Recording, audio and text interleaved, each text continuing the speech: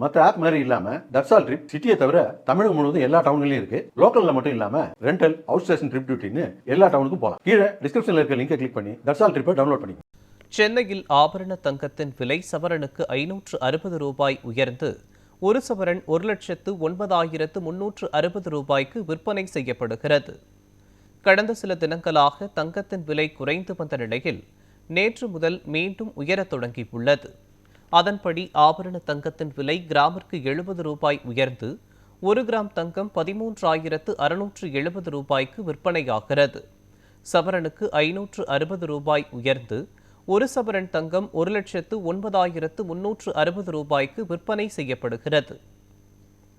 ஆபரண தங்கத்தின் விலை உயர்ந்த நிலையில் வெள்ளியின் விலையிலோ எந்த மாற்றமும் இல்லை.